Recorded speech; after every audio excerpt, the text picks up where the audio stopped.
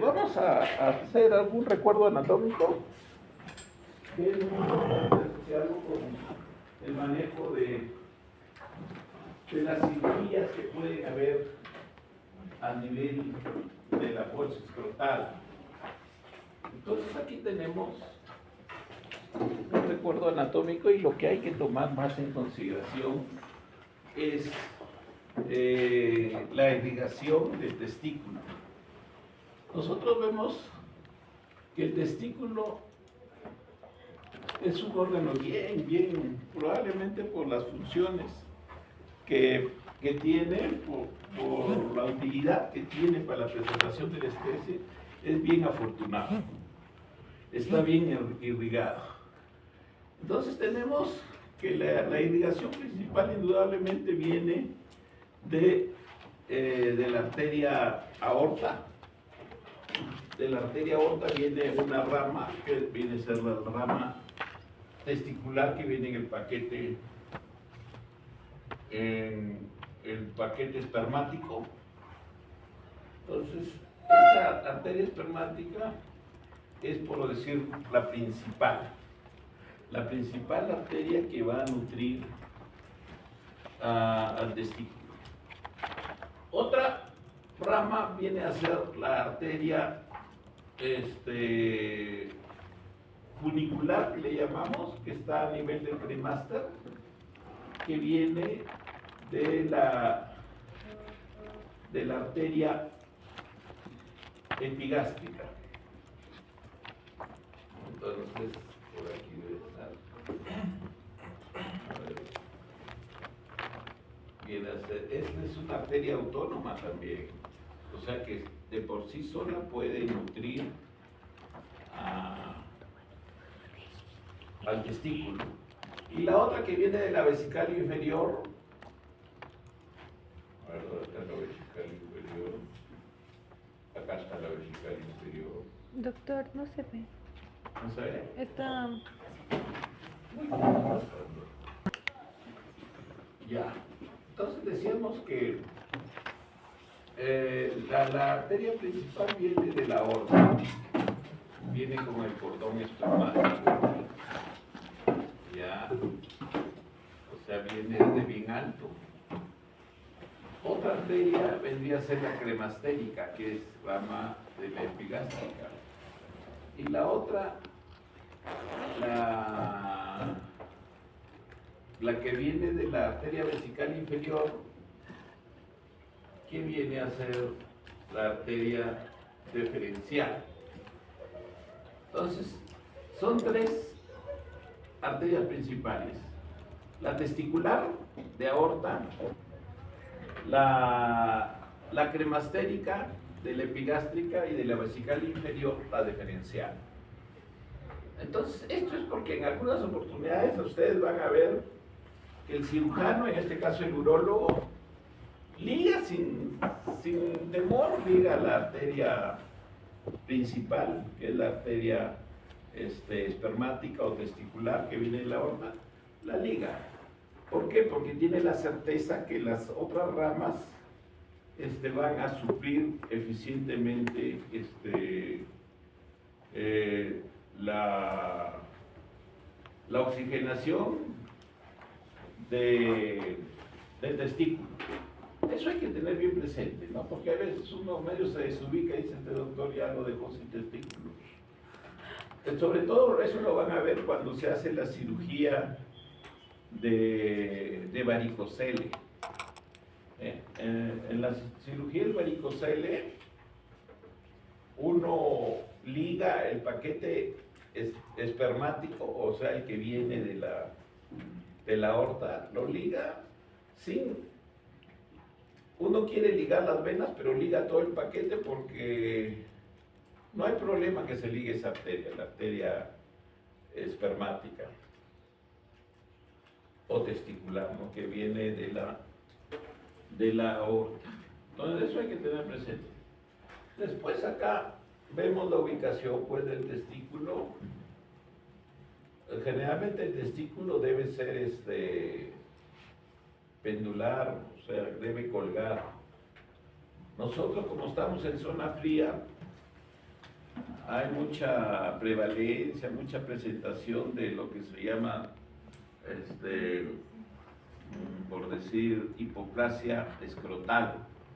¿Qué consiste? En una falta de bolsa escrotal. Eso debido a que las zonas frías, el dartos y el cremaster se contraen para, por decir, atraer hacia la temperatura corporal a la gonada, en este caso el testículo. Pero eso se ve en zonas de altura. Si ustedes van a zonas cálidas, el 100% prácticamente de todos los varones tienen bolsa bien pendular, bien caída. ¿Ya? En cambio, en zonas frías, más bien hay mayor presentación de los casos de hipoplasia. Le llamamos hipoplasia escrotal, pero en realidad es una contractura persistente del dartos y del cremaster. Acá tenemos ya un esquema más bonito en que vamos a ver nosotros, acá está, este es el cordón espermático, donde vamos a ver el conducto deferente, vamos a ver las venas del plexo pampiniforme y vamos a ver arteria. Aquí deben estar las tres arterias, pero aquí se ha magnificado únicamente la testicular. ¿Ya? Entonces la funicular va en el cremaster y la deferencial va acompañando al deferente. Aquí no se ha esquematizado. Un jalón de orejas para que hizo esta diapositiva. Entonces ven, normalmente el epidídimo, cómo está ubicado en la parte posterior y superior, a manera de capucha, en el testículo. Y en la parte anterior vamos a ver esta cavidad virtual, que es la cavidad que está entre las capas parietal y visceral de la vaginal, ¿no? que está cubriendo al testículo, en la parte anterior sobre todo. Entonces aquí en este espacio virtual, donde se colecta líquido en el hidrocele. Y también cuando hay algún traumatismo, generalmente esta cavidad se vuelve real y se acumula ahí sangre. Se llama el hematocele. ¿Ya? Por eso es importante esta cavidad. Esta cavidad es ciega. Como ven, no tiene comunicación con la cavidad peritoneal. Es ciega, ahí queda nomás. También vemos aquí esta estructura que es muy fuerte, la albuginia. Es una capa bien dura, probablemente debe tener unos 5 a 6 menos, 4 a 5 milímetros de grosor, pero es extremadamente dura, resistente. El deferente, ustedes saben, a ver, de repente en el otro esquema vamos a ver un corte sagital del testículo. No. Aquí están las capas, ¿no? Que en algunas oportunidades les gusta preguntar a los médicos, a los internos, no sé cuántas capas hay desde la piel hasta el parénquima testicular. Entonces las capas reconocidas tenemos de afuera hacia adentro, primero la piel del escroto, la fascia superficial del dartos, la fascia espermática externa, el músculo cremaster, la fascia espermática interna, la lámina parietal de la túnica vaginal. Esta es la lámina que le digo. La otra es la lámina visceral de la túnica vaginal. Aquí es donde se colectan los líquidos en el caso del hidrocele y del hematocele. En el primero es un líquido muy semejante a la orina, un amarillo claro, pálido, y en el caso de sangre, es sangre, ¿no? En el hematocelio. La albuginia, que es la capa dura que les digo, que cubre a la gonada directamente, el testículo y el epididio, que están en la parte interna. No está el corte. Acá sí. Acá está el corte. Miren, entonces aquí está cortado sagitalmente el testículo y resaltan algunas estructuras. Este es el parénquima testicular, múltiples túbulos que producen las células gonadales, los seminíferos que van y confluyen en una red, la red de testis, y después van a otros conductos, conductidos eferentes, y vaya a lo que vendría a ser el deferente. ¿Ya?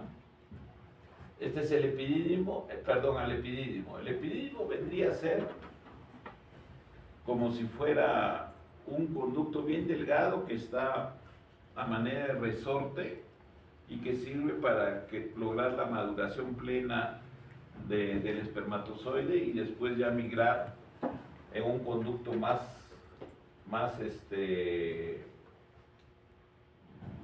con cavidad interna, conducto más grueso, que más o menos puede llegar a 1 milímetro, que es el deferente. Entonces, cuando se hace la vasectomía, lo que se hace es se liga este conducto.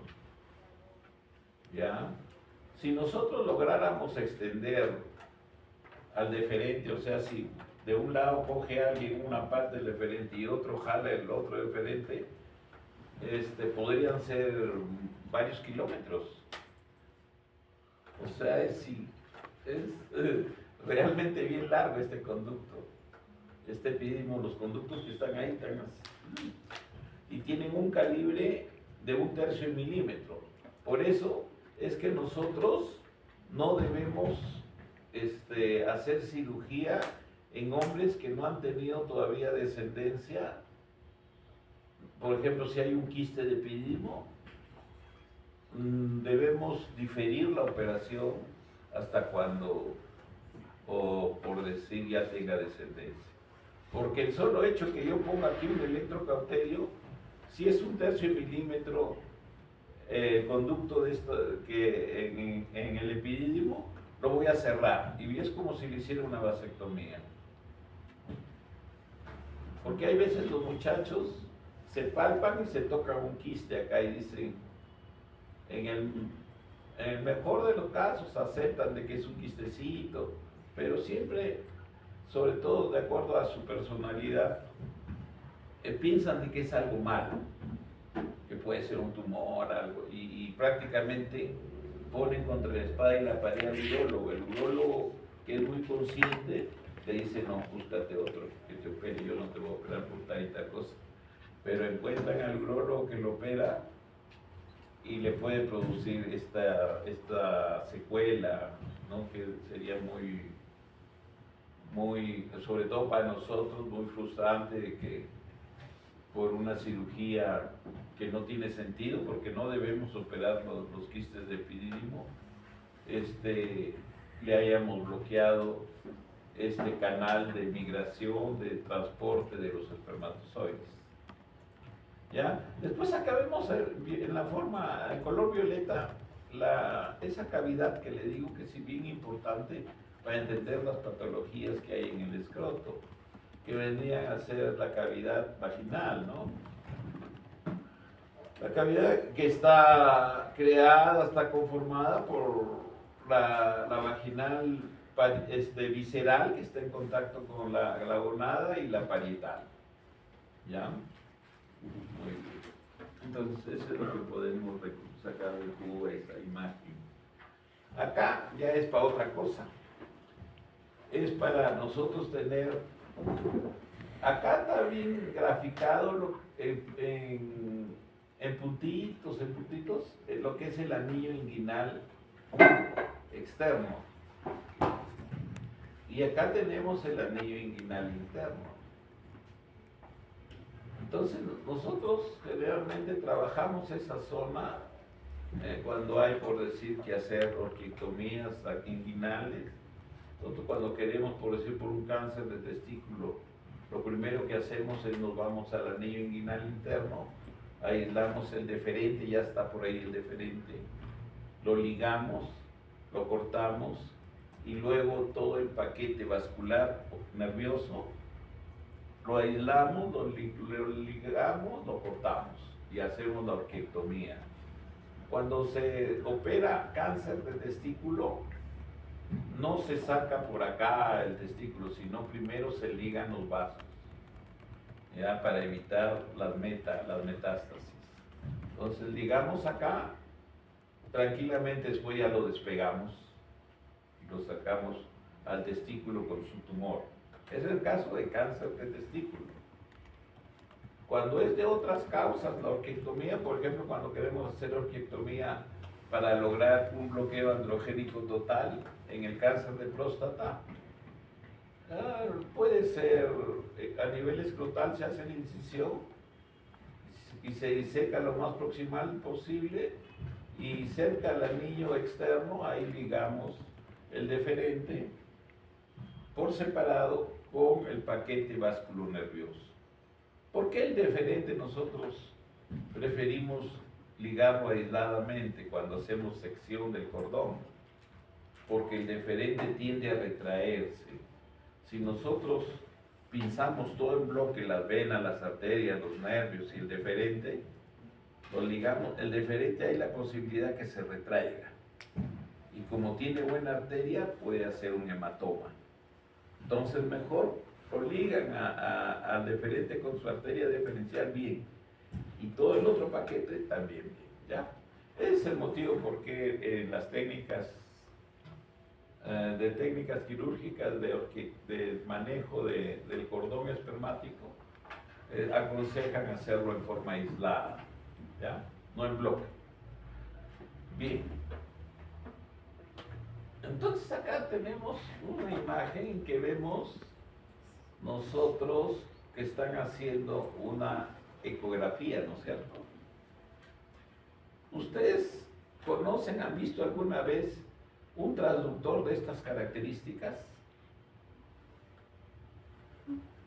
Generalmente ven el abdominal, ¿no es cierto? Que es uno cóncavo, sí, curvo. Bueno, este es especial para ver estructuras más pequeñitas, ¿no? Por ejemplo, este es para hacer un ecodoppler testicular. Este me va a ver arterias y me va a ver venas. Ya me va a detallar. Para la patología escrotal es mejor siempre pedir ecodoppler. Por ejemplo, ¿cuándo es importante el ecodoppler? Para ver cáncer. Si hay un nódulo que es hipervascularizado, entonces con el ecodoppler me va a informar de que el nódulo es hipervasculado y la probabilidad de que sea canceroso es más alta. ¿Entienden? Entonces ahí es útil. Otra utilidad es, por ejemplo, cuando hay torsión testicular, le ponen el Doppler y si no hay irrigación, entonces quiere decir que hay torsión testicular o que ya está muerto, ya está isquémico ese testículo. Pero sobre todo para hacer el diagnóstico diferencial de torsión testicular. Porque el diagnóstico diferencial de la torsión testicular es la torsión de las apéndices del testículo, las cuales no se tiene que ver, por decir, comprometida la irrigación del testículo. ¿Ya? Muy bien. Entonces, es un traductor chiquito, pero es más potente, ¿eh? Solo que hay veces, como ahora todo el mundo hace ecografía, los engañan, pues les ponen todo ese aparatazo, grandazo, ese traductor grande que no sirve para escroto. Para escroto tienen que ser traductores ad hoc, chiquititos, como una cajita de fósforos, ¿ya? Entonces acá ya tenemos una imagen ecográfica en que vamos a ver en la escala de grises, nosotros en un plano sagital del testículo y un plano transverso. Entonces se ve, esta es la manera como se ve de una forma uniforme, ¿ya? Así se debe ver el testículo, bien uniforme, bien delimitado y sin formaciones de ningún tipo. Es homogéneo. Y en algunas oportunidades se ve el mediastino. No es importante buscar el mediastino porque no todos lo tienen, no todos no es que no lo tienen, no los encontramos en todos, ¿no? Y no tiene mayor significado encontrarlo o no. Es una línea más ecogénica que corre en forma longitudinal en la parte media. Acá ya tenemos otras cositas. Tenemos unas formaciones que son más ecogénicas, parecen como verdaderas calcificaciones, ¿no? Esta es la microlitiasis testicular. Acá tenemos una perla escrotal que en algunas oportunidades las encontramos que tiene, miren cómo da esta sombra acústica posterior. Normalmente hay un líquido que rodea el testículo. En este caso es anecoico y no debes ir más allá de 0.5 centímetros cúbicos. O sea, normalmente hay líquido, ¿no? Es normal, por eso el testículo, en la palpación que pueden hacer ustedes, es un líquido, es un órgano que se desliza bastante porque está envuelto en líquido. O sea, no es que está fijo, nada, sino se desliza. ¿Ya? Es por eso. ¿Por qué? Porque hay a veces algunos radiólogos, entre comillas, nos informan esto como un hidrocel. Dicen, hay líquido rodeando, entonces, diagnóstico hidrocel. El paciente lee eso y llega pues preocupado al urólogo.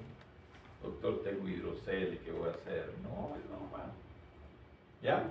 Pero en poca cantidad. Ya van a ver cómo es el hidrocel realmente. Miren acá, hay más cantidad de microcalcificaciones, pero si se dan cuenta es una distribución bien difusa, no es organizada. No ven que está organizado un nódulo, nada de eso. Esta microlitiasis, antiguamente, cuando les digo antiguamente, en este caso, le estoy diciendo de 6, 8 años, dentro de las guías, cuando se encontraba esto, aconsejaban que nosotros le digamos al paciente y al grupo familiar que había mayor probabilidad de que tenga cáncer de testículo. Cosa que a través del tiempo ya se ha desechado totalmente. No hay esa relación directa como para que nosotros le digamos que necesita pues un seguimiento estricto porque puede haber un viraje hacia un cáncer testicular. No hay ahora. Las mismas guías dicen no digan nada. Díganle que se controle eventualmente y que se haga el autoexamen. ¿Cómo es el autoexamen del testículo? El testículo tiene una consistencia firme y sobre todo no debe tener nodulaciones. Las nodulaciones peligrosas del testículo pueden ser pequeñas o grandes y la característica es de que no son dolorosas y son de consistencia cuasi pétrea. O sea, es como si saliera una pepa ahí imagínense, un maíz. Normalmente el testículo es remitente, es firme, pero no es duro. Entonces, si toca algo así, ya entonces consultar al urólogo. Muy bien. Entonces, yo diría que si se encuentran microlitiasis así, no hay organización nodular, se pueden hacer estudios cada 3, 5 años, ¿no? Pero sobre todo darle tranquilidad al paciente de que no es algo que está relacionado directamente con la futura presentación de una neoplasia de la gonada. En cambio acá ya hay otras cosas, ¿no? Acá sobre todo hay unas tendencias a formar, primero que es mayor la cantidad de microlitiasis, ¿no? Hay bastante y hay una tendencia a formaciones nodulares. Entonces aquí sí hay sospecha de que puede haber una neoplasia, ¿no? Acá ya es más clarito. Por ejemplo, esta ya es una formación. Acá ya hay una formación nodular rodeada por microlitiasis, ¿no? Entonces aquí el cáncer testicular es uno de los pocos cánceres que no se debe hacer biopsia. O sea, supongamos que hay esa imagen, hay que hacerle dosajes hormonales, porque el cáncer de testículo es un cáncer embrionario, ¿ya?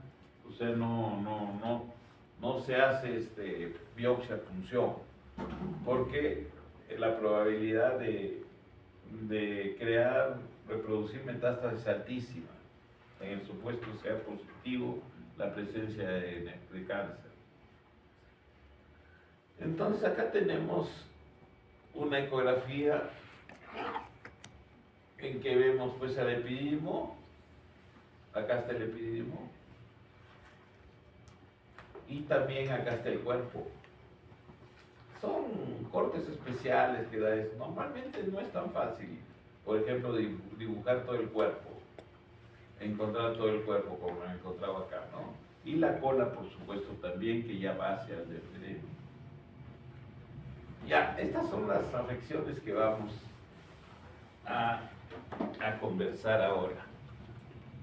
Tenemos entonces las alteraciones que pueden haber en la bolsa escrotal. Tenemos anomalías de posición. Esto son congénitas, pues, ¿no? Tenemos la criptorquidia y la ectopia testicular. Son cosas diferentes. Hablamos de criptorquidia. Normalmente ustedes saben que el testículo, ¿dónde estuvo en las primeras semanas, quinta, séptima? ¿Cuál era su ubicación? O sea, ¿dónde estaba ubicada el testículo en las primeras semanas? Sí, ¿no es cierto? Alto, casi debajo, por ahí estaba. Y después hay un proceso de migración hacia el escroto, que se da por influjo hormonal. Ese descenso tiene una línea reconocida, o sea, es como una carretera, una pista que debe bajar. Si se detiene el descenso en esa pista, dentro de esa pista, eso es la línea de descenso, se llama criptorquidia. Pero si se sale de esa línea normal de descenso, se llama ectopia testicular, ¿ya? Entonces el concepto debe estar bien claro. O sea, criptorquidia es cuando no desciende a la bolsa escrotal, pero está detenido, o sea, ha quedado detenido en la línea normal de descenso, ¿ya? Vamos a hablar también de las alteraciones vasculares, la torsión, hablamos algo, la torsión del cordón espermático y de los apéndices testiculares. Se le llama torsión testicular, ¿no? Pero en realidad el que se tuerce es el cordón. Vamos a hablar de las enfermedades inflamatorias infecciosas. Tenemos la epididimitis. Generalmente la epididimitis no existe sola. Para decir que yo pongo un diagnóstico de epididimitis pura es bien difícil. Generalmente siempre va asociado al proceso inflamatorio infeccioso con el testículo. O sea, hablaríamos más de una orquiepididimitis. ¿Ya? Y la gangrena Fournier, que es una infección muy grave de los tejidos blandos del escroto.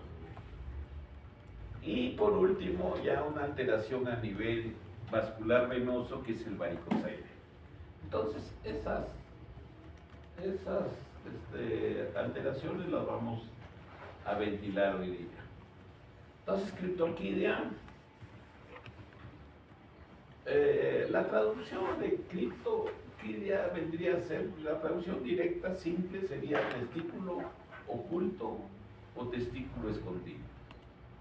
Eso es lo que dice criptorquidia. No quiere decir otra cosa. Vendría a ser un defecto del desarrollo con falta del descenso del testículo dentro del escroto. Normalmente, a partir de ya del 8º mes de gestación, el testículo debe estar en el escroto. El que maneja, el que lleva el timón, se podría decir, del testículo, es el gubernaculum testis. El gubernaculum testis sigue la línea de descenso hasta que llega al escroto y se fija en el escroto. Ese es el gubernaculum testis. La causa no se sabe, es multifactorial. Se presenta en el 3% de los recién nacidos a término.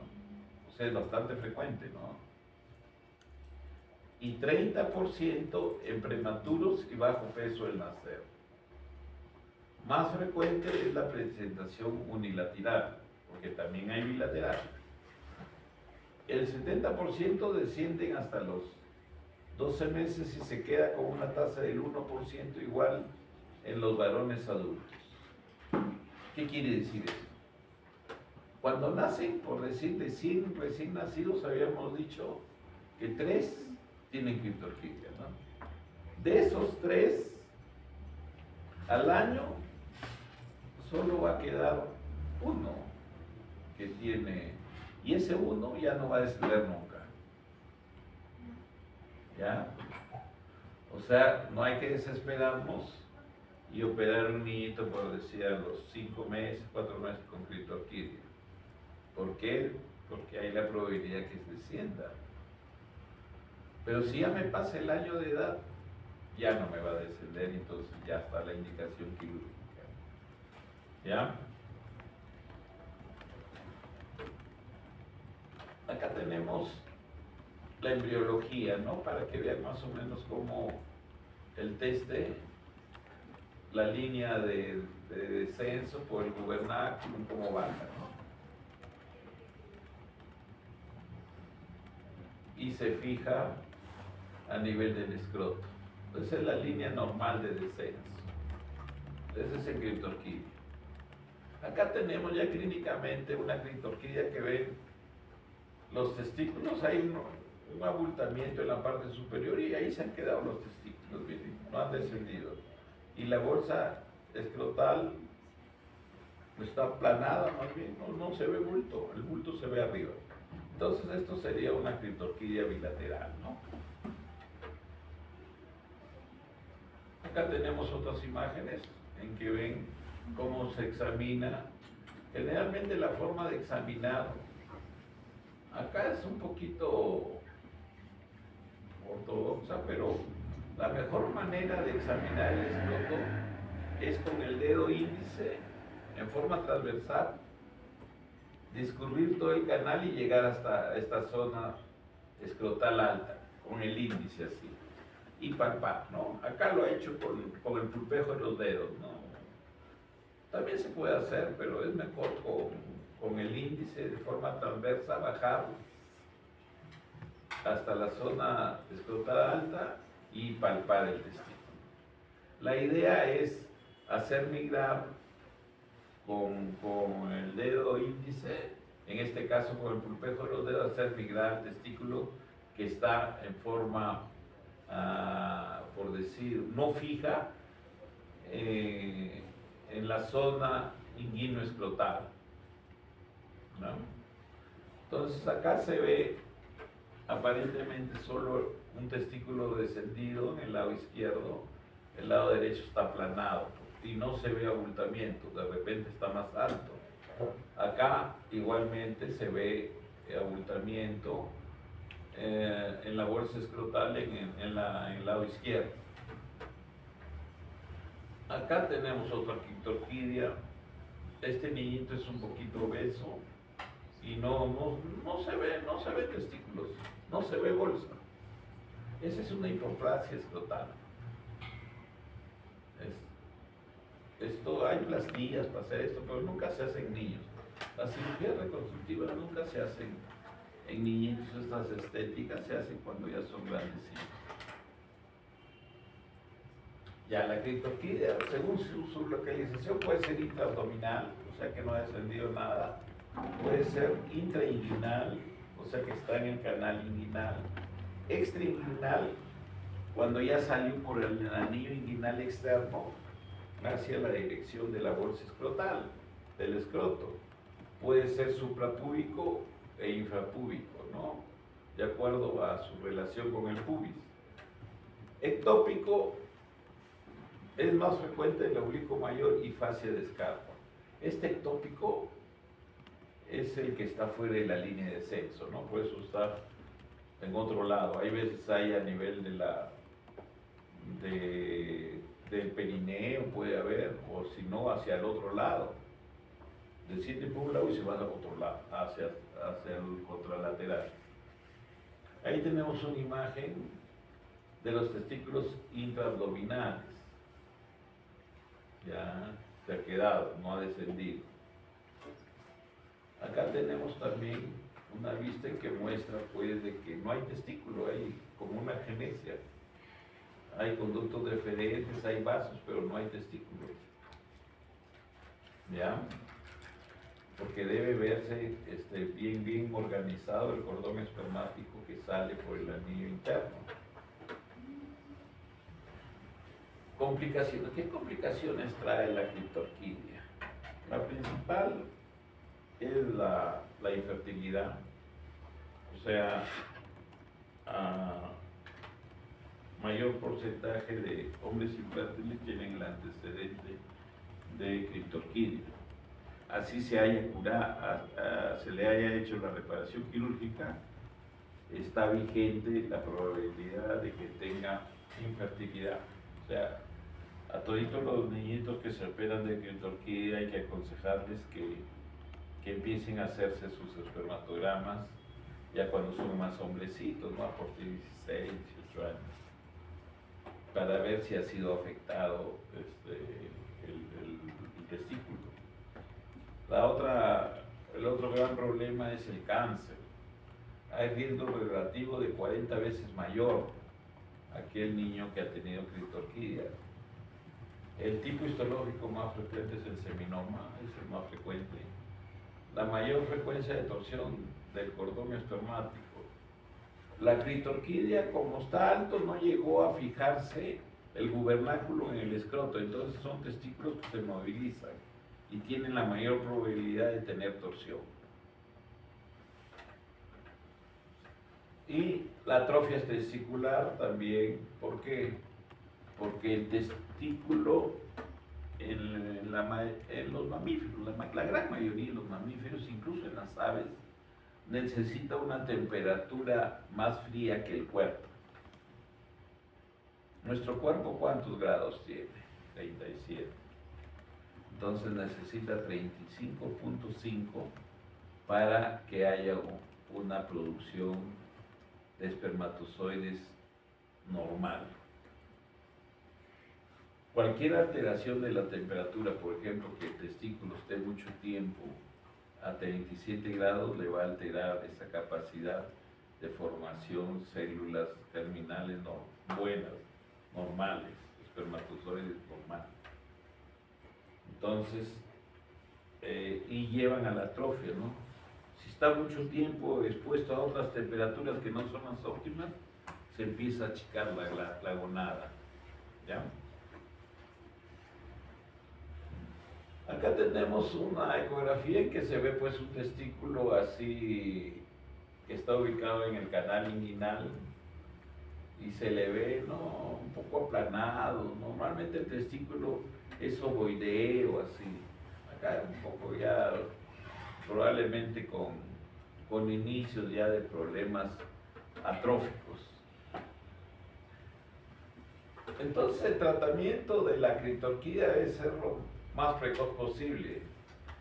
Inmediatamente después de cumplir el año de edad, ya saben por qué, ¿no? ¿Por qué el año? Porque hay una chance de que descienda hasta los 12 meses. Después ya no hay probabilidad. La criptorquidia en los adultos es el 1%. En los recién nacidos es el 3%. O sea, 2% puede descender en esa. Por eso no los operamos, ¿no? Aunque ahora hay nuevas escuelas con la subespecialización que los quieren operar ya, tráemelo a los 6 meses, en cualquier momento tráemelo. Pero todavía no está demostrado, pues no hay evidencia, y cuando no hay evidencia, probablemente en unos años van a haber ya estudios comparativos y la evidencia se difiera, cambie, ¿no? Pero hasta el momento es aceptable que debe ser a partir del año de edad. Los urólogos nunca consideramos el tratamiento hormonal. Los pediatras sí, como él no opera. No, y más que no es por operar, sino que vemos los resultados. Cuando les ponen, por ejemplo, la indicación ideal según los pediatras para la criptorquidia es cuando es bilateral. Se logra mejor descenso, pero ¿qué pasa? Después de algunos meses nuevamente empieza a retraerse. Entonces, los urólogos de frente, vamos, no les damos esas descargas tremendas hormonales. No se le da hormona, sino estimulantes de la producción hormonal, que es las gonadotrofinas, se les inyecta hasta 10.000 unidades en 2 o 3 dosis en una semana. Desciende, dice la mamá, porque la mamá nadie quiere que su hijito sea operado. Se emociona todo, pero después de pasar unos meses otra vez. Entonces lo mejor es la fijación, ¿ya? Eso es lo que quiere decir no consideramos el tratamiento hormonal. Se realiza la orquidopecia subcutánea, es la técnica de elección. Hay ahora técnicas laparoscópicas que son excelentes, sobre todo para el testículo intraabdominal. Doctor, Acá tenemos, esta incisión no se hace nunca, pero es esquemática para ver, ¿no?, que el abordaje siempre se hace a nivel inguinal, se liberan las adherencias que pueden haber y se hace el pasaje hacia el escroto donde se fija.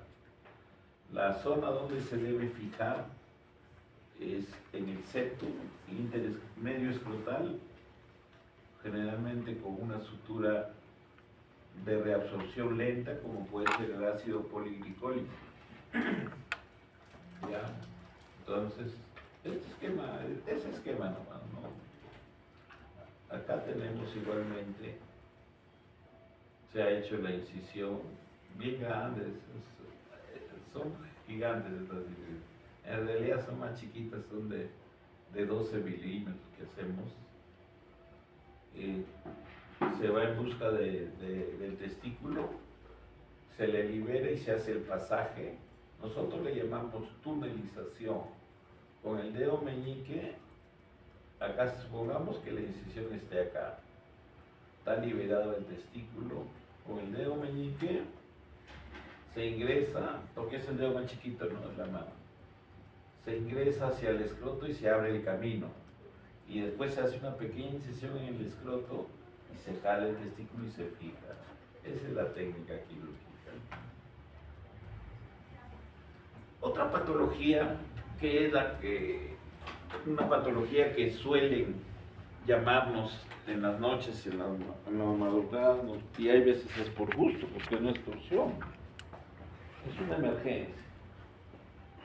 Entonces, es relativamente frecuente, no es tan de presentación tan así rara. Y generalmente la torsión testicular puede ser extravaginal, o sea, cuando hablamos de vaginal, ¿se acuerdan de esa cavidad que está en la parte anterior del testículo? Esa cavidad formada por, que es realmente esa cavidad, es virtual, se hace real cuando se le mete líquido. Entonces, tiene extravaginal, porque en los esquemas vamos a ver más claramente cuándo es extravaginal o cuándo es intravaginal. Entonces, la extravaginal se da más en la edad perinatal. Y la extravaginal, que es la más usual, se da ya en varones jóvenes, pero ya mayores, ¿no? Generalmente se presenta más en la pubertad, en la adolescencia, por ahí. Debe ser el resultado de la falta de fijación de una porción apropiada del testículo y del epidismo a las cubiertas parciales que rodean el cordón dentro del escroto. Es una emergencia quirúrgica, sí. ¿Por qué? Porque al torcerse se va a producir una isquemia de la gonada y la isquemia que se puede resistir es máximo 4 horas. Si no, después ya viene la necrosis. Más frecuente en adolescentes, en jovencitos. El testículo criptoclínico es más proclive a la torsión. ¿Por qué? Porque está libre, no tiene fijación, se puede torcer, se puede dar vuelta.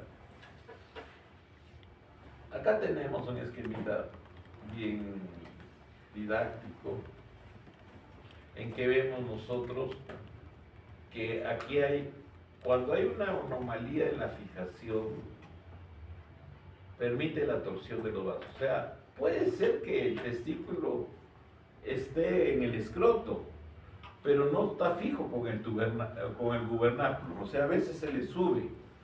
Y eso dice, la mamá dice, no, a veces lo veo el testículo que está arriba y otras veces está abajo. Entonces eso le llaman algunos urólogos, le llaman testículo en ascensor, que sube y va. Yo creo que una palabra más adecuada es testículo retráctil, ¿ya? Porque el que lo retrae es el cremaster, que es un músculo que rodea el cordón espermático. Cuando hay frío, cualquier situación, lo contrae y lo eleva, ¿ya? Entonces aquí se ve una posición normal. Este es el que hay que recordarlo siempre, esta cavidad virtual, ya, vaginal. Entonces, acá se ha presentado la torsión. Se ha torcido el cordón, ha dado vueltas sobre su eje y el testículo, ¿qué ha pasado? Ya empieza a tener isquemia. Y hay 3, 4 horas para trabajarlo, para desdoblarlo, ¿no? Ese testículo. Acá ya se ve la deformidad en badajo de campana, le llaman algunos, los españoles, que son los que más. El testículo se encuentra en posición horizontal, o sea, cuando hay la torsión, el testículo normalmente está en una posición longitudinal, se podría decir, cae, pero cuando hay la torsión, se vuelve transverso. Esa es la deformidad en badajo campana. Y la túnica vaginal se extiende sobre el cordón espermático. Mire, acá está la vaginal, este sería intravaginal. Está con la vaginal. La vaginal está incluida en la torsión. Sobre el cordón espermático, de modo que el testículo queda suspendido dentro de la túnica vaginal por el cordón espermático. Acá está el cordón y está suspendido el testículo con una ubicación transversal. Acá esquemáticamente tenemos la presentación intravaginal, la torsión intravaginal es en la parte baja, incluyendo esta cavidad que les dije, la vaginal, la incluye. Pero hay torsiones más altas que no incluyen a la vaginal. Miren, esta de acá se llama extravaginal. Vaginal cuando incluye la cavidad vaginal, y la que es más alta no incluye la cavidad vaginal, se llama torsión extravaginal. Acá tenemos un esquema normal, ¿no? Un testículo normal en su posición normal, y acá cuando supravaginal, esta se da más en los neonatos, habíamos dicho. Es cuando se tuerce el cordón pero encima de la vaginal. Por eso se llama supravaginal o extravaginal. Y acá ya tenemos cuando incluye la vaginal, que es la intravaginal, que es la más frecuente y es la que se va a presentar en los jovencitos, púberes o adolescentes, ¿no? En viejos, en mayores es difícil que se vea. Se ve, sí, pero la torsión testicular ocasiona falta de irrigación sanguínea al testículo, obvio, ¿no es cierto? Si le doy una vuelta y por ahí viene la arteria, ya no pasa sangre, pudiéndose producir la atrofia y necrosis del testículo. El tratamiento quirúrgico debe practicarse antes de las 6 horas de inicio de la torsión. ¿Ya? Cuadro clínico, un dolor. El dolor isquémico es el dolor más intenso, más agudo que se presenta en el ser humano. Ejemplo, el infarto de miocardio. No llega irrigación al corazón y es un dolor de muerte. Que hay veces lo choca, no tanto porque no funcionó el corazón o estaba funcionando mal, sino por el dolor. ¿Ya? Es un dolor muy intenso, escrotal agudo.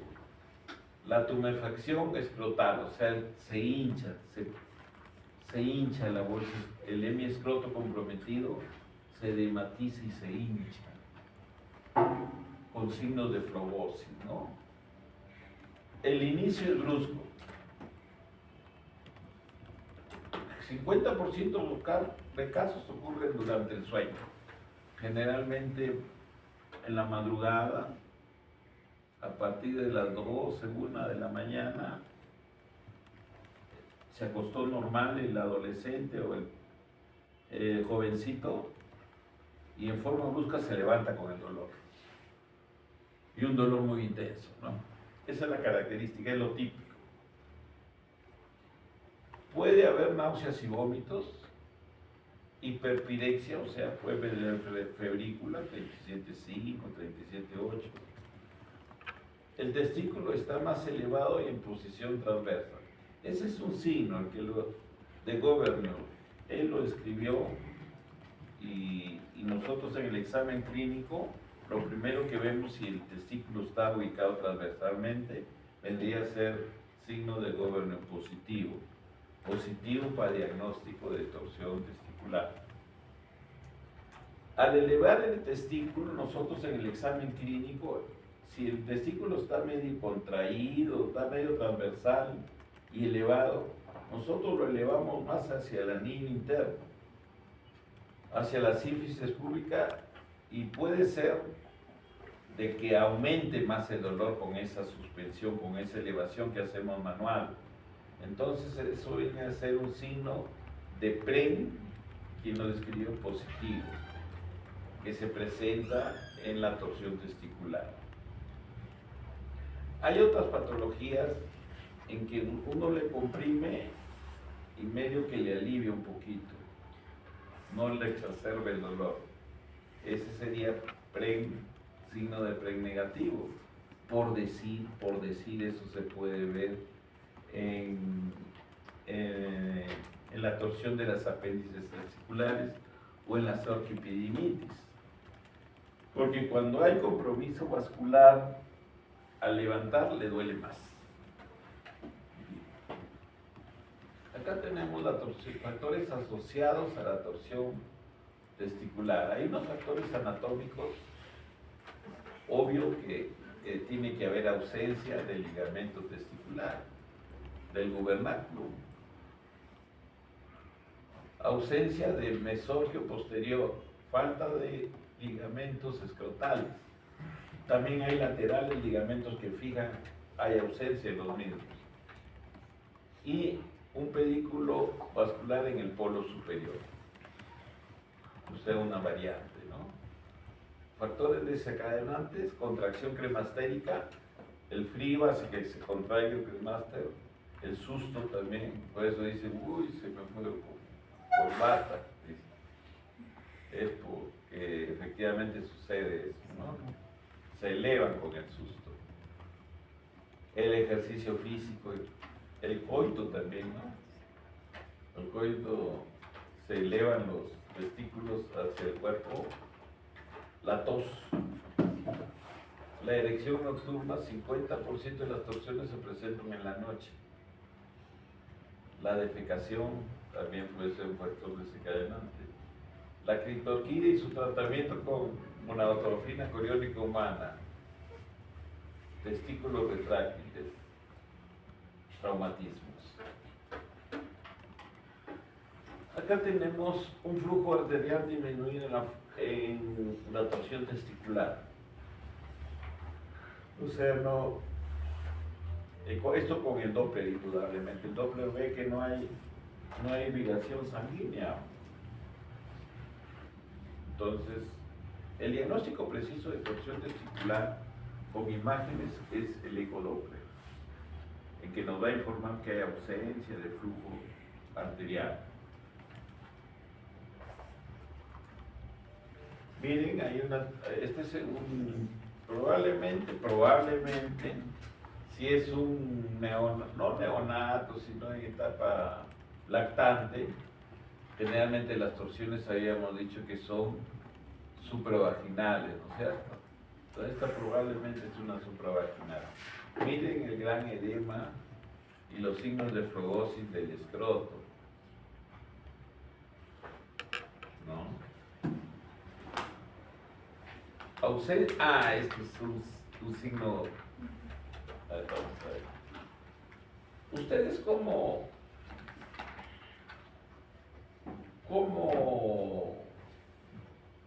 o sea, hacen que se presente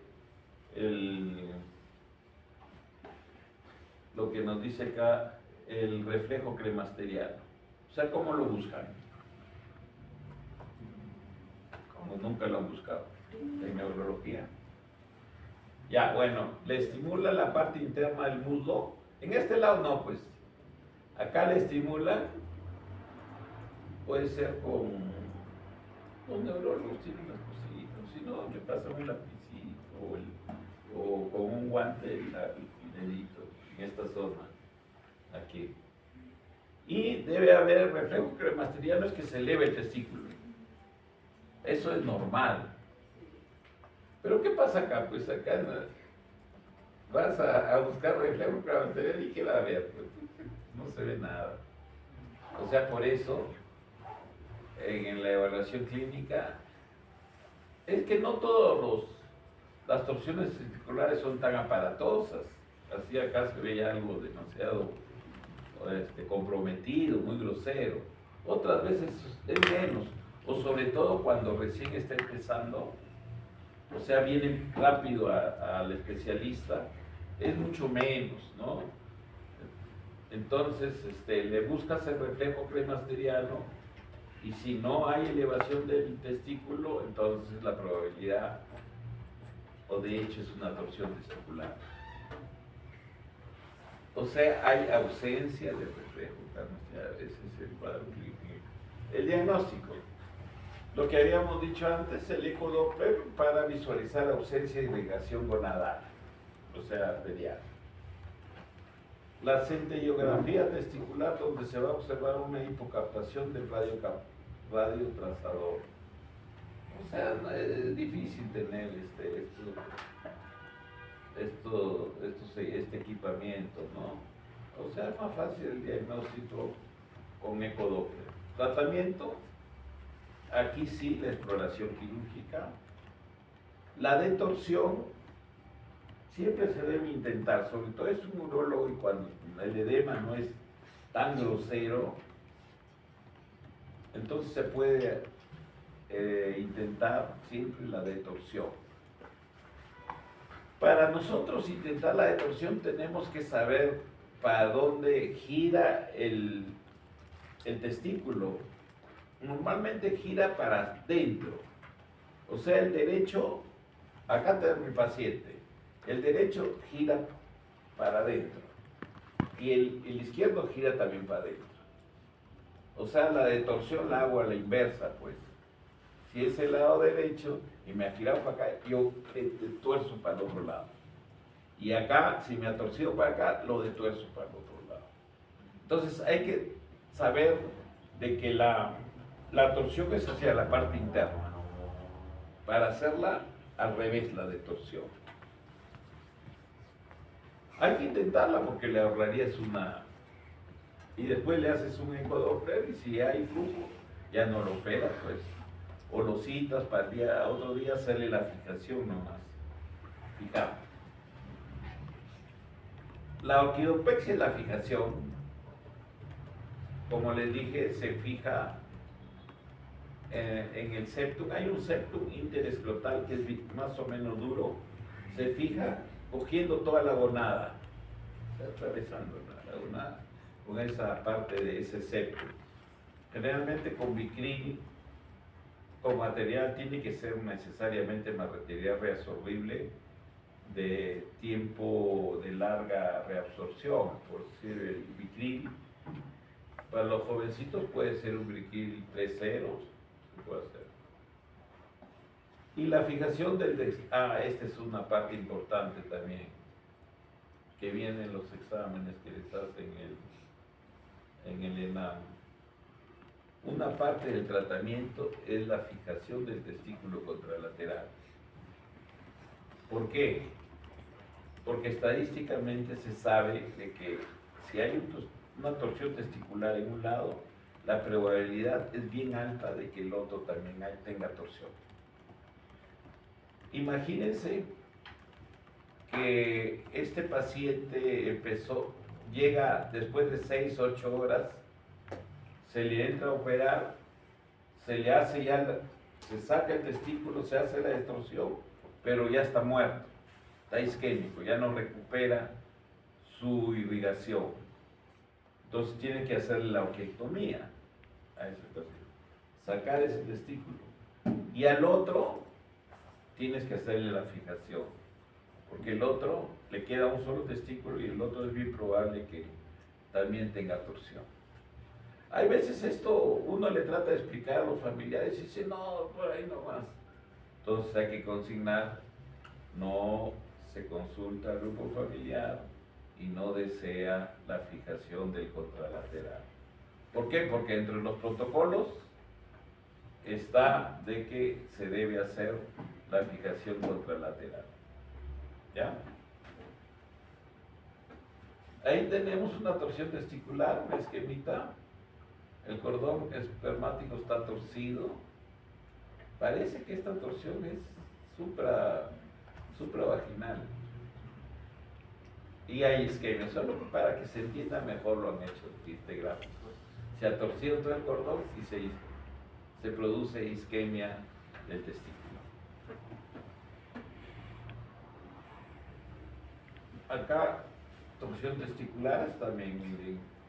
No todos son tan groseros como puede ser menos, porque en el niñito es espectacular, ¿no? Pero acá es menos, mira. Pero sí hay signos de flogosis y se ve más elevado el testículo, ¿no?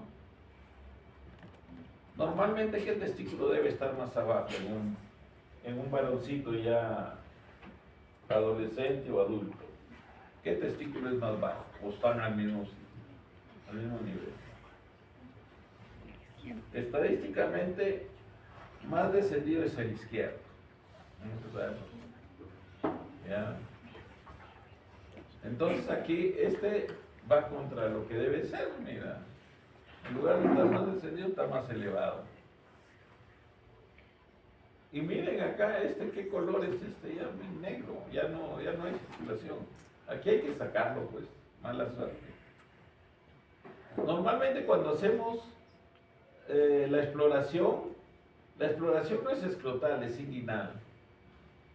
Hacemos una incisión inguinal y lo jalamos al testículo, lo despegamos.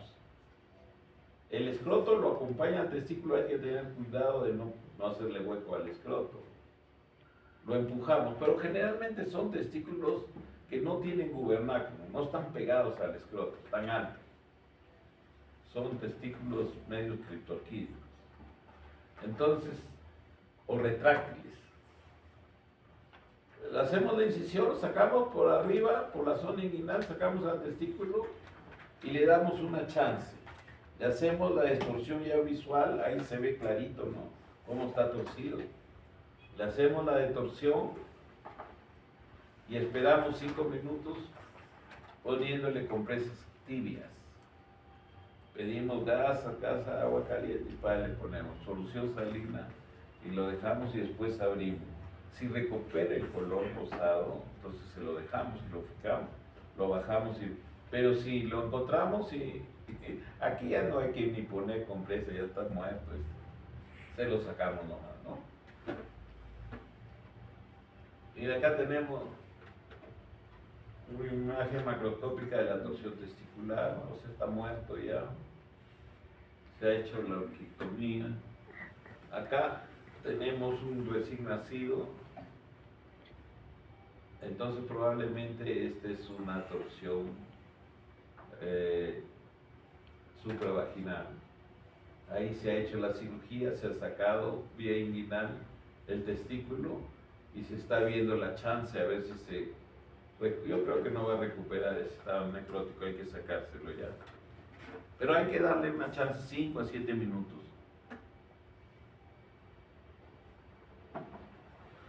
Acá tenemos lo mismo que les habíamos explicado, ¿no? Cómo se hace la distorsión. Miren, entonces, si habíamos dicho que el lado derecho, la torsión es para la parte media, entonces la detorsión es a la inversa. Ahí está haciendo la inversa el cirujano. Para el otro lado es diferente. Ya es para el otro lado. Esa es la detorsión. Ahora, otra patología es la torsión de las apéndices testiculares y epididimales.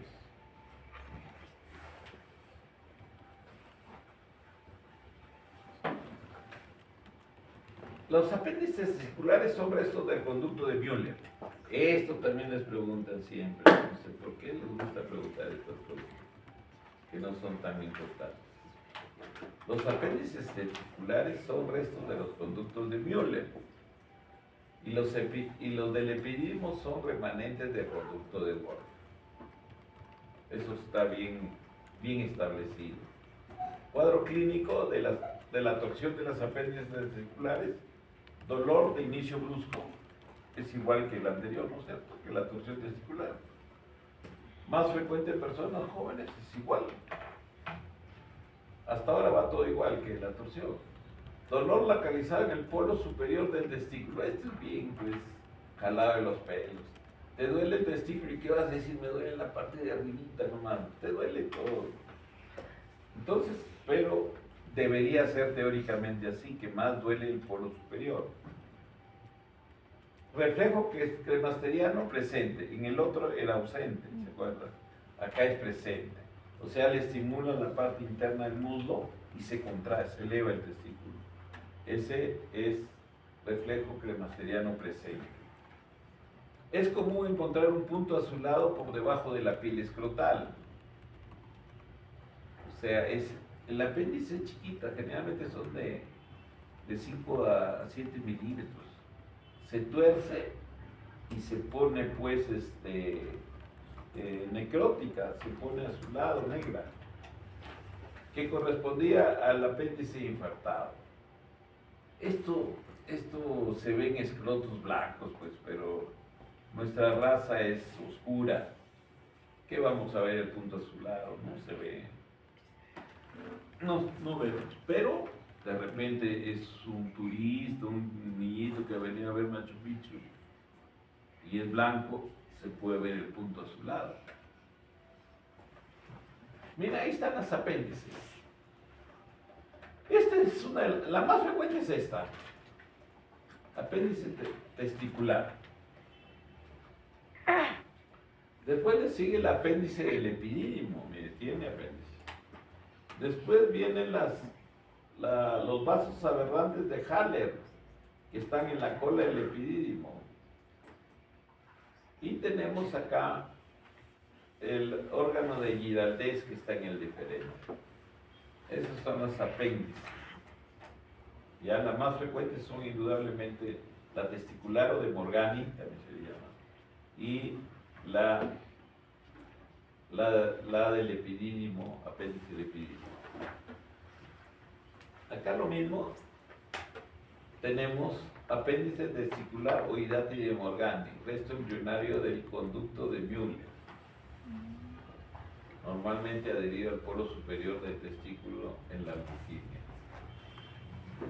¿Cuánto dice? No, 22%, no, bien frecuente. Acá tenemos el apéndice primario hidrati pedicular de Morgani, el resto del conducto de Wolf se localiza en la cabeza del epidídimo.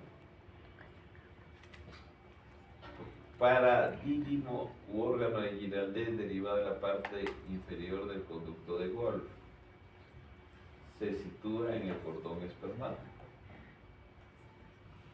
Y los vasos aberrantes u órgano de Haller, se sitúa en la cola del epidídimo. Entonces, acá está el órgano de Giraldez y este es el de Haller. Son bien raros, miren estos. ¿Cuál es el frecuente? El del testículo. Y le sigue el del epidídimo. Acá tenemos una torsión de las apéndices. Pico de incidencia es en los jovencitos, 10 a 14 años. Clínica, dolor testicular, instalación brusca, sin afectación del estado general. O sea, solo hay dolor.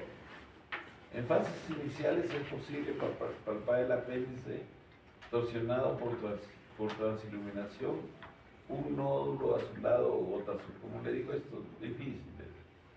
Transcurridas unas horas aparece un hidrocele reaccional. O sea, sale un líquido inflamatorio que distiende más el hemiescroto comprometido. Y un escroto inflamado que dificulta la palpación, siendo el diagnóstico mucho más difícil. Entonces, miren, ahí se ve el puntito azul. Dice que lo ve, no sé, ahí peor, pero no. Acá estaría el punto azul, en la parte superior del testículo. Este es el testículo. La parte superior se ve más azulado. Ese sería el apéndice isquémica, torcida, el apéndice. Ahí está, miren cómo se tuerce. Una torsión de la hidrati de Morgani. Normalmente está así la hidrati, pero gira sobre su eje y se necrosa la parte distal. Ahí está, mira, una hidrati de Morgani. Acá está el epidídimo y el testículo, ¿no? Entonces aquí no se debe entrar a operar, ¿eh? El hecho que operemos una torsión de apéndice testicular es un mal diagnóstico. No debieron, porque estas ceden con tratamiento antiinflamatorio y reposo. Y para el dolor, hielo o bolsas de agua helada. Aparte de los aires que puedes usar, paracetamol y el reposo, ¿no? Entonces ya si ya metiste la pata, como se dice, y lo has abierto, ¿qué haces con eso? Nomás le pones cauterio acá, se va a decir. Pero no se debió operar este paciente. Esto cede con antiinflamatorio, reposo y hielo tópico, local. Tratamiento es médico, no es quirúrgico. Reposo, analgésicos hasta la ausencia del dolor. Generalmente el dolor se ve en 4 días. La epididimoorquitis, o sea, esto ya es proceso inflamatorio e infeccioso. La epididimoorquitis, esta es, por decir, una denominación académica, ¿no? Porque van a ver ustedes en algún momento que hay denominaciones que no son necesariamente académicas. Por ejemplo, van a escuchar la palabra orcoepididimitis. Orco. Orquio en todo caso, ¿no? La palabra podría aceptarse que diga orquio epididimitis, pero no orco con ORCO, no. En ningún lado se debe permitir. Entonces, la epididimoorquitis está mucho mejor. Es la complicación más frecuente de la infección por paperas en el varón adulto.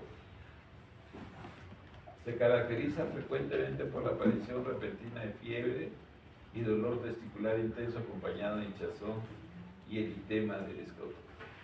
En forma sencilla, ¿qué es lo que debemos saber de las orquiopididimitis? No de las orcoepididimitis, sino de las orquiopididimitis. Todas las orquiopididimitis que se presentan en niños son virales.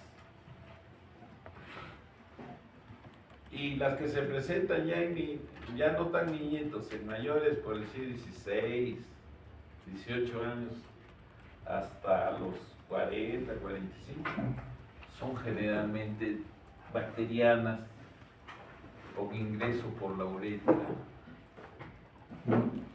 o sea, son venéreas, son de ingreso venéreo, o sea, por contacto sexual. Ahí tenemos las orquiopididimitis por gonococo, por clamidia, por estafilo y por otras bacterias atípicas, ¿no? Ureaplasma, ¿no? Pero entran por la uretra. Estas entran por la uretra, dan una uretritis, que generalmente, para mala suerte, dan uretritis oligosintomáticas. O sea que no le causa mucha molestia. Dice, bueno, me molesta un poquito. Se baña más que con esto. Pero la bacteria está presente y empieza una migración a través de la uretra, el deferente llega al epididimo y al testículo. Eso generalmente es una complicación tardía, mediata, de una uretritis no diagnosticada o no tratada o maltratada.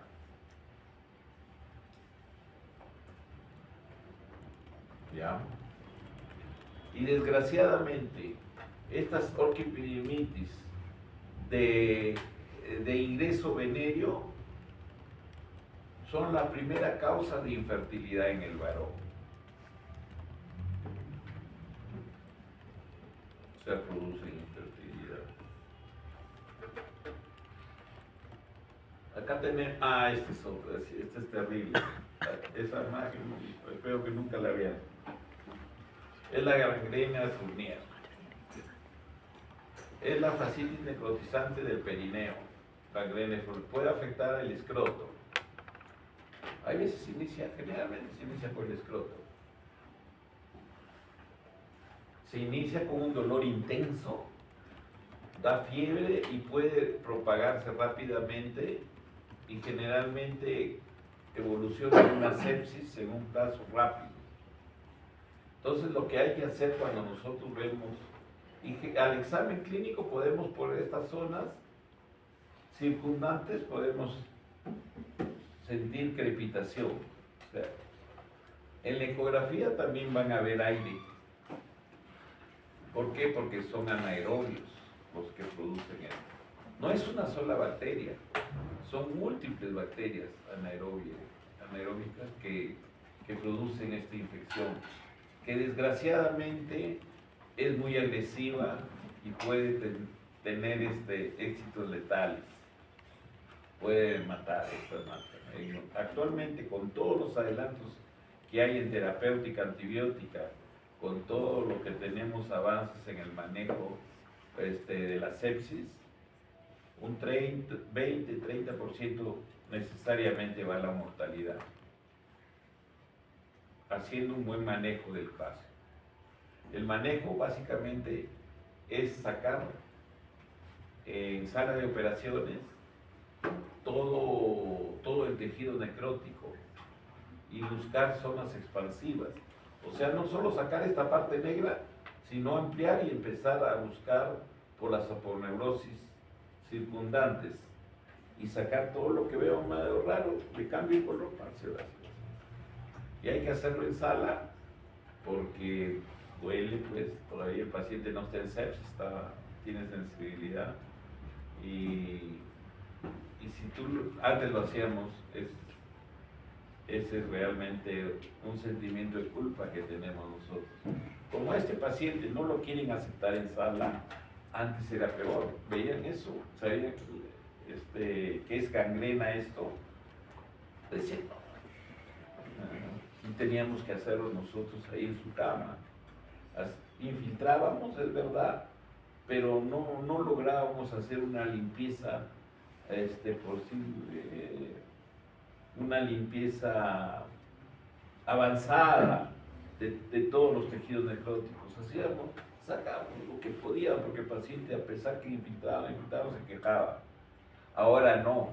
Ahora el protocolo dice que tienes obligatorio que interdiario entrar a sala, sacar tejido desvitalizado.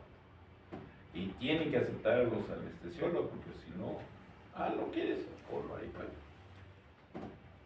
Es obligatorio, porque está dentro de todos los protocolos del manejo de Fournier el ingreso interdiario a limpieza de tejidos desvitalizados. Aparte de todos los antibióticos que le están poniendo, ¿no? Todas las sustancias vasoactivas, porque hacen sepsis. Bien, eso nomás para mencionarles, ¿no? Para que le tengan respeto a ese tipo de lesiones. El hidrocele es el aumento del volumen de uno o ambos semiescrotos por acúmulo de líquido seroso amarillento en la cavidad vaginal. Ya saben, cuando hablamos cavidad vaginal, ¿cuál es? Pueden ser congénitos o adquiridos. Los congénitos se caracterizan por persistencia del conducto peritoneo vaginal, aquí lo vamos a ver. Puede cambiar de tamaño con los esfuerzos. O sea, el niñito cuando llora o cuando hace caquita o cuando hace pichito, se hincha su escroto. Se hace evidente el hidrocele, ¿por qué? Porque el líquido de la cavidad, normalmente hay líquido en la cavidad abdominal, no es mucho, pero puede haber unos 5 centímetros, eso se va al escroto y se hincha. ¿Ya? Esto hay que saber. La mayoría, o sea, puede cambiar de tamaño con los esfuerzos y la postura, ¿no? La mayoría cierra antes del primer año de vida. ¿Qué quiere decir esto? Esto es grave, porque las mamás siempre están pendientes del bebé y ellas se dan cuenta que se le hincha el testículo y va y consulta, hay veces al mes o a los 2 meses. Y ellas quieren que solucionen el problema, entonces hay que darles tranquilidad y decirle que hay una probabilidad altísima de que eso regresione, o sea que se cierre el conducto peritoneo vaginal y que no haya esa alimentación que produce el hidrocele. Eso a veces es difícil que entienda o no quiere entender madres ansiosas así, y van y consultan a otro y de repente el otro dice, sí, es un hidrocele congénito, hay que operarlo. Pero ustedes deben basarse en esto, que la mayoría cierran antes del primer año de edad.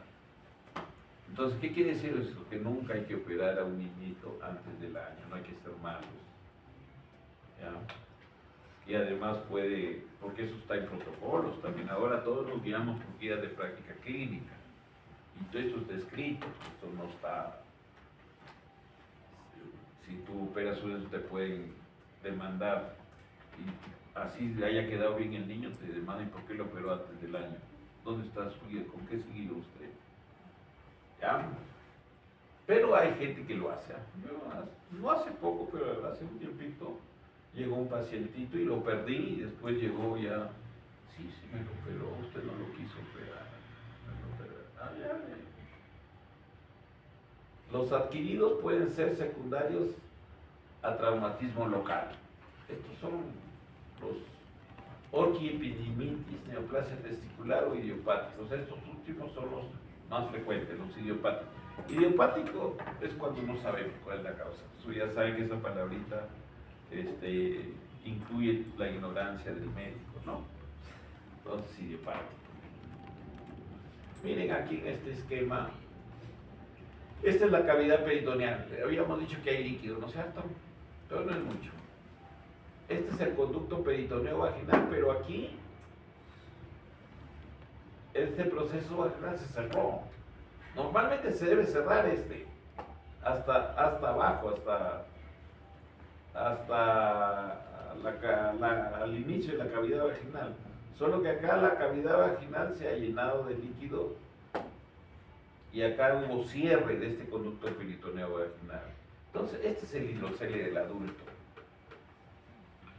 El hidrocele del niño es cuando hay persistencia, el líquido de la cavidad intraabdominal se viene a la cavidad vaginal.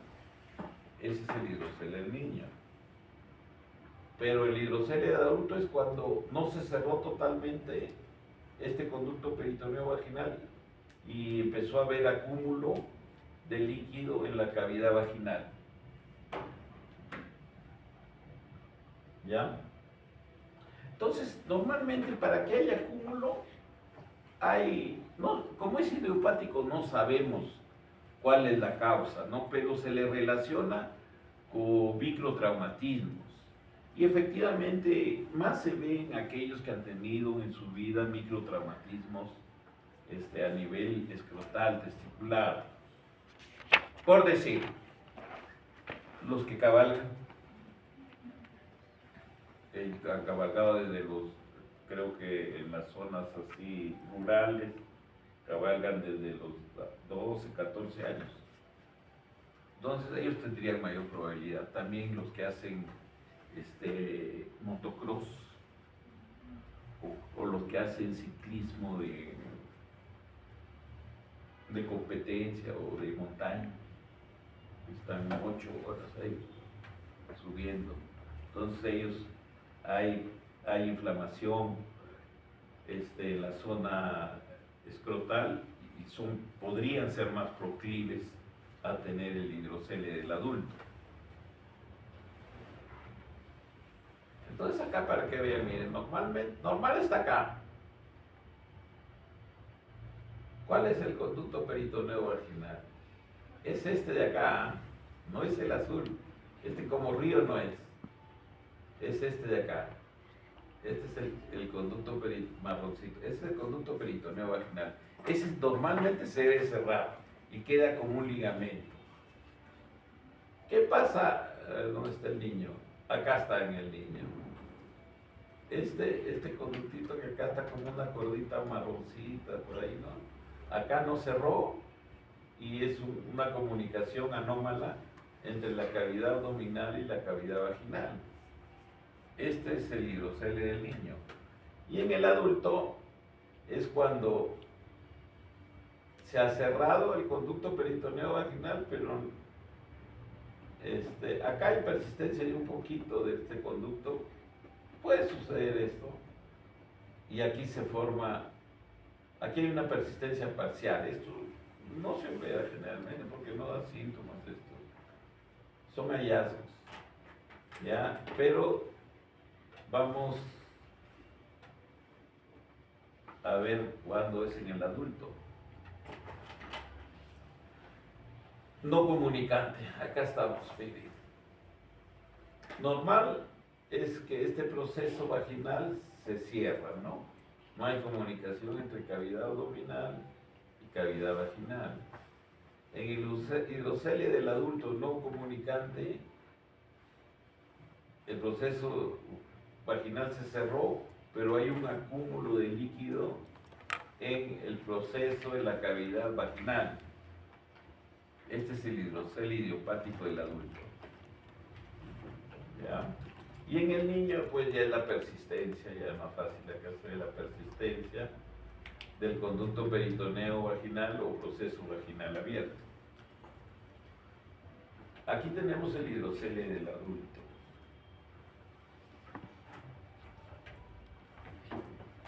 Acumulación de líquido entre las túnicas visceral, la bujía y parietal vaginal del testículo. En realidad las dos son vaginales, ¿no?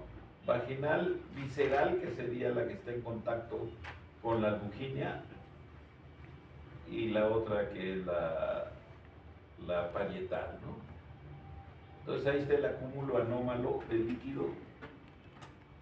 Cuadro clínico, hemiescroto aumentado de tamaño, piriforme, adopta una forma piriforme, ausencia de dolor, no duele el hidrocele.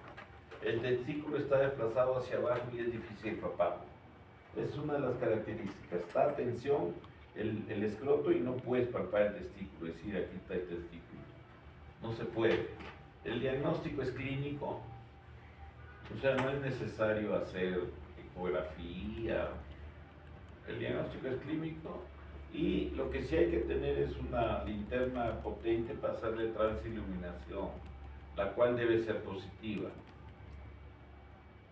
Y el que hace buen diagnóstico súper preciso es la ecografía, ¿no? Ahí tenemos la transiluminación, miren, es positiva, o sea, es líquido, está ahí. Acá la ecografía, contenido anecoico que rodea el testículo, se ve el testículo. Acá tenemos la transiluminación, acá la ecografía. Acá tenemos, mire cómo puede haber un hidrocele tan grande que llega hasta la rodilla.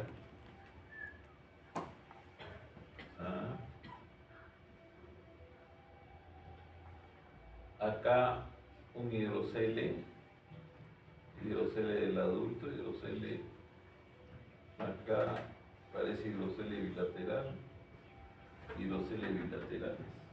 Aquí la transiluminación positiva. Tratamiento. El tratamiento es quirúrgico. En los congénitos sanos y los seres congénitos del niño se aborda vía inguinal. Se tiene que ligar, se hace una apertura inguinal y se busca el conducto peritoneo vaginal.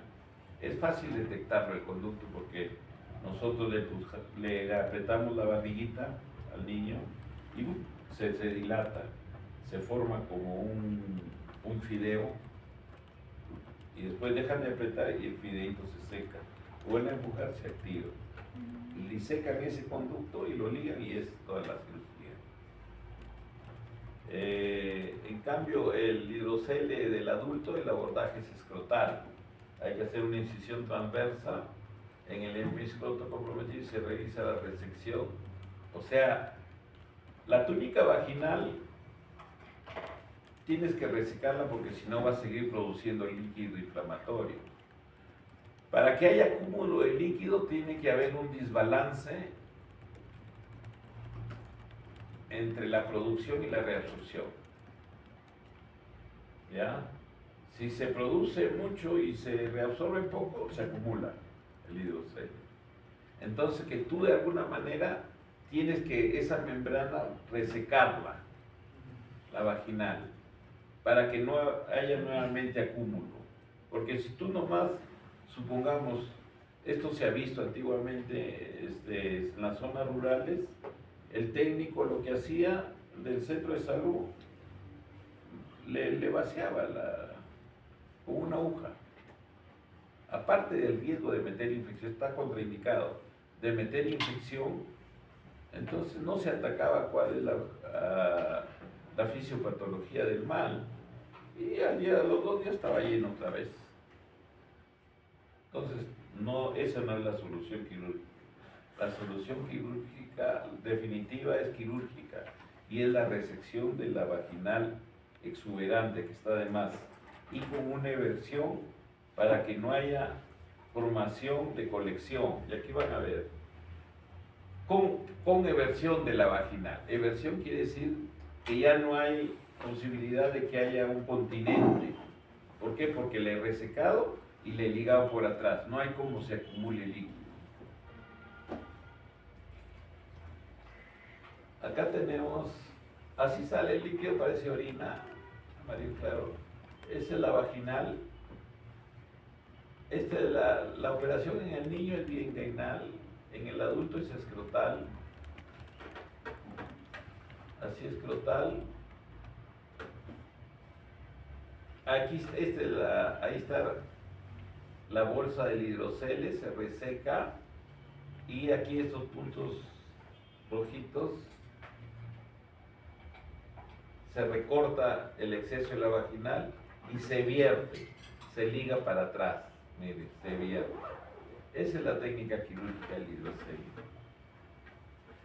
Los quistes de cordón es otra patología, pero que no tiene mayor significado. Se produce por la persistencia parcial del conducto peritoneo vaginal, ocluido en sus extremos, pero permeable a cualquier altura del cordón espermático. Es lo que vimos en un esquemita antes, ¿no?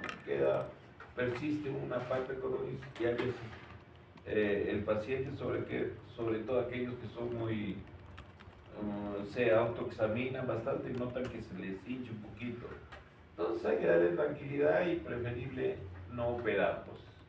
Caso que vaya aumentando quizás de tamaño, se podría hacer la exéresis de esas membranas. Carece de trascendencia y si alcanza volúmenes tales que dañen el pedículo espermático, debe ser extirpado. A diferencia del hidrocele, los quistes de cordón se logra palpar el testículo. Los quistes de cordón o sea, uno toca tranquilamente el testículo, pero toca en la parte más superior una formación quística que no tiene relación con el testículo. Entonces acá tenemos quistes de epidídimo ya. Algunos le llaman espermatoceles, son congénitos.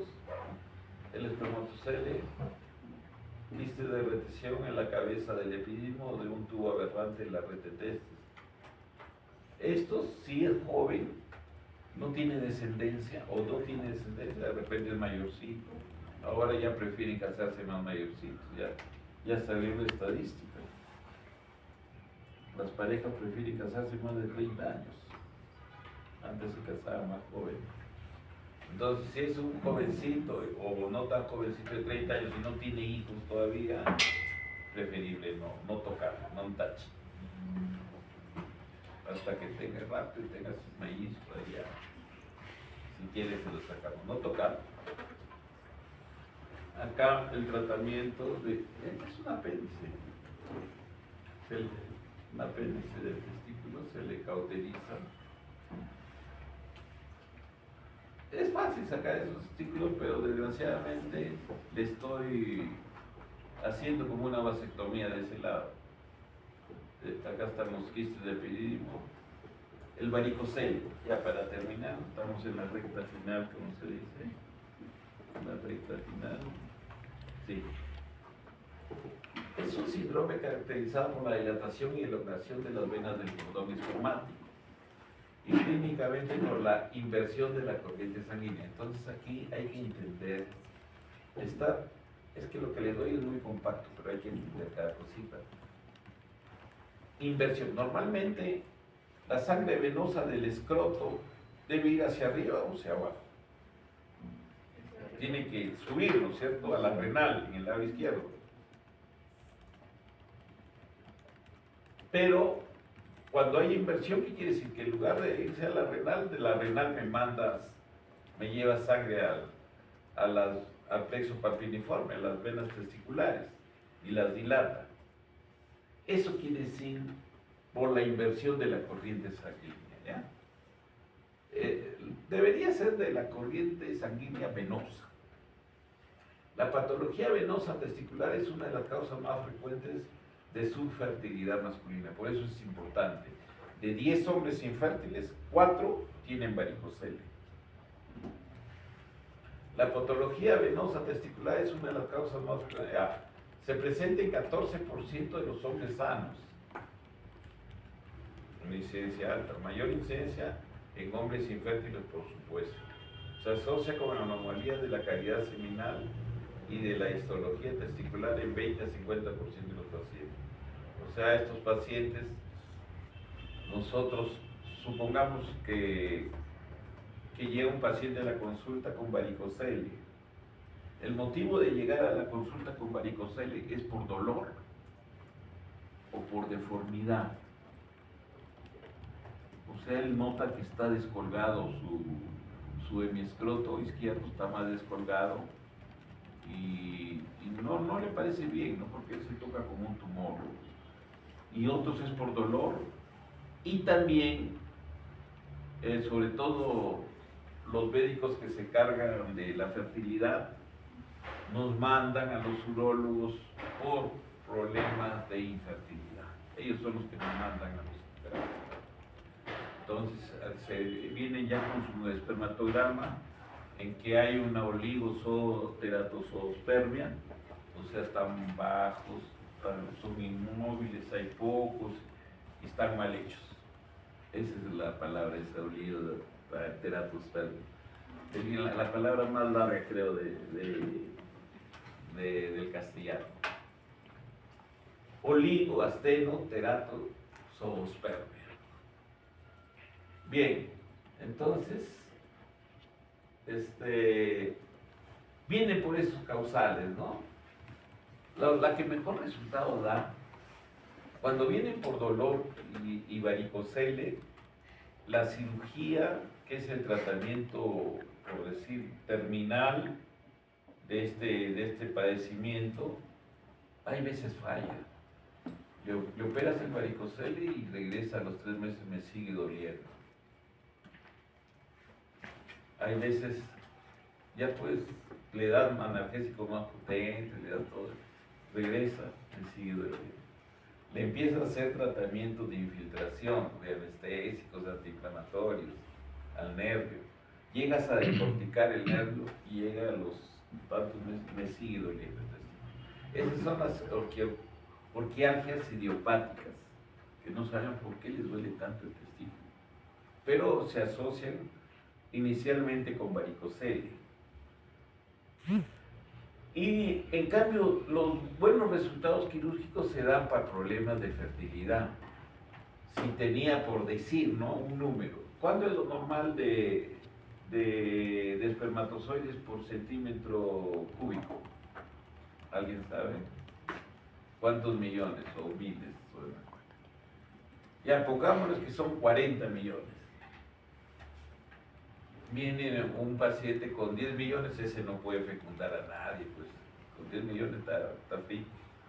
Suena bastante 10 millones, pero no puede, está dentro del rango de infertilidad.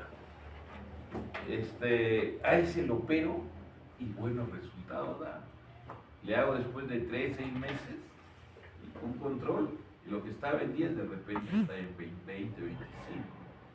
En otras palabras, buenos resultados para el tratamiento quirúrgico de varicocele mejor se dan para fertilidad que para dolor. ¿Ya? Se asocia con anomalías de la calidad seminal y la histología testicular. Ya estamos contra el tiempo. Acá está, miren, la dilatación de las venas del plexo familiforme. En los clínicos antiguamente le llamaban esto escroto en bolsa de gusanos. O sea, tú veías el escroto y veías como si tuviera una bolsita llena de gusanos. Así le decían, ¿no? Es lo característico de los clínicos, poner nombres así medio raros.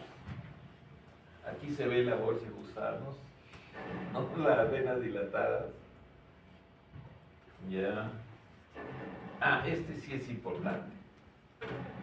Miren, ¿por qué el varicocele siempre, o el 90% de los casos, es izquierdo? Por la anatomía. Las venas espermáticas van y desembocan en la renal en ángulo de 90 grados. O sea, aquí se puede dar el flujo inverso. ¿Ya me entienden qué es el flujo inverso? ¿Ya? Pero en el lado derecho no hay ese fenómeno. ¿Por qué? Porque la espermática entra en 45 grados a la cava y no hay ese efecto gravedad. O sea, el varicocele se ha creado cuando el hombre adoptó la posición erecta. Nosotros probablemente hace millones, no sé cuántos millones serán, hemos caminado como el chimpancé. Pero hubo un proceso en que empezó a recolectar frutas, es una historia bien bonita, ¿no? A recolectar frutas, a caminar, a migrar de un sitio a otro, caminar. Y ahí es donde se ha producido la alteración. A través de los miles de millones de años, la naturaleza ha tratado de subsanar esto y ha creado valvas a nivel de las venas espermáticas principales. Pero los que tienen varicocele tienen congénitamente valvas insuficientes, o sea que no ordeñan hacia arriba y hacen de que se presente el flujo inverso. ¿Ya? Entonces por eso es importante 10%, la vena espermática va a la vena renal derecha. La vena renal derecha es muy cortita, o sea, por eso no. Esta rama dijo que me voy a meter allá, mejor me meto nomás por acá. ¿Ya? O sea, solo el 10% puede tener la espermática que desemboca en la renal derecha. Nosotros cuando vemos que hay varicocele en el lado derecho, estamos obligados a descartar que no hay un tumor retroperitoneal. Tenemos que hacerle una TAC o tenemos que hacerle una ecografía para ver que el retroperitoneo no me esté comprimiendo a la espermática. ¿Ya? Eso hay que tener presente, ¿no? Bien, acá está varicocele más bonito. Clasificaciones, hay un montón de clasificaciones que no son importantes, ¿no? Aquí vamos a dar una. En el subclínico no se ve ni se palpa detectable por ecodoppler, aquellos que se hacen chequeos generales, ¿no? Grado 1 si se palpa en valsalva con bipedestación, o sea, se le hace pujar y cuando está parado, y ahí lo logramos palpar, que se hinchan las venas. El grado 2 se palpa en bipedestación, o sea, paradito ya lo ves, dilatado y lo palpas, o sea, no es necesario que puje, que es el grado 1. Y grado 3 es el que se ve y se palpa hasta echado, el decúbito dorsal, o sea, es el grado más avanzado. Acá hay otros tipos de grados de varicocele que son importantes. El cuadro clínico puede haber dolor, puede haber inflamación de las venas, del plexo pampiniforme, hay infertilidad o subfertilidad. Clasificación: primario, idiopático, secundario, tumor renal, adenopatía sobre las venas espermáticas, traumatismo pelviano, tumores de la pelvis y retroperitoneo. Diagnóstico: examen clínico en ambiente cálido, hay que hacerlo en ambiente cálido, el paciente en posición de pie y acostado, con maniobras de valsalva. Realizar, no es válido un solo esperma. Generalmente cuando llegan estos pacientes, que son jovencitos, que llegan con la mamá incluso, son sobreprotegidos ya con la mamá, que estudian medicina, que sí que estás, el décimo el tercero será. Llegan estos jovencitos y ellos preocupados porque saben, leen, ya han leído cosas en internet, son estudios médicos. Llegan y preocupados por el tema y nos dicen: doctor, iré a tener hijitos. Le hacemos un espermatograma. En el espermatograma puede salir alguna alteración de las que ya hemos descrito, el problema de motilidad, número o en formación de espermatozoides, pero uno no es válido, a esto hay que ir. Yo le tengo que repetir para tener un diagnóstico bien encajado al mes o a los 2 meses. 2 espermatozoides con un intervalo de 1 mes me dan diagnóstico. O sea, no porque de repente me sale un poco alterado el primero y ya quiero operarlo, ¿no? Hay que tener tranquilidad. Acá se ve el Doppler es el examen ad hoc para hacer diagnóstico. Ven el plexo palpiniforme, le hacen maniobra de Valsalva y de determinado milímetro de grosor da diagnóstico de varicela. Eso ya nos lo da el radiólogo.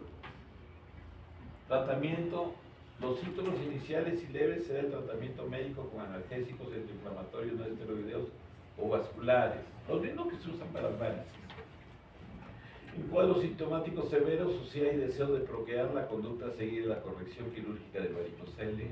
Las técnicas quirúrgicas son de abordaje retroperitoneal, que es la que me gusta hacer, una incisión alta a nivel de la espina ilíaca anterior superior, se va al retroperitoneo y se liga en bloque. ¿Se acuerdan que les dije que no hay problema si ligo esa arteria que viene de la aorta? No hay problema, sacas el paquete, en 15 minutos se opera. Hay técnicas quirúrgicas vía inguinal, la técnica laparoscópica, se está usando aplicación de sustancias esclerosantes previa a fluorografía. Esto es lo último. O sea, pero todavía no hay evidencia, ¿no? Son estudios que se hacen, no hay comparación. Ahí está la libradura de oclusión de la vena espermática dilatada vía laparoscópica. Bien, entonces eso es lo que teníamos que decirles hoy día. ¿Alguna pregunta? ¿Se pregunta?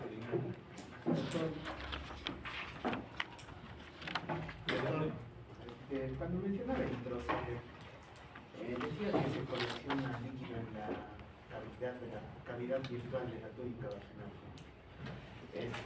¿La túnica vaginal es la que produce ese líquido o...? No. Sí, normalmente, como a eso no les dije, creo. Normalmente la cantidad de líquido que hay en esa cavidad virtual que les dije de la vaginal es 0,5 centímetros cúbicos. Pero para que me haya esa constante, tiene que haber una correspondencia adecuada entre la producción del líquido y la absorción del mismo. Si por alguna circunstancia se altera por procesos inflamatorios, entonces de repente yo supongo que lo que más va a suceder es de que no hay una buena reabsorción y se sigue produciendo. O sea, ese desbalance hace que se forme el hidrocele. ¿Ya? Muy bien, entonces. ¿No hay otro preguntita? Bueno. Entonces, damos por concluida esta clase. Gracias. Por favor.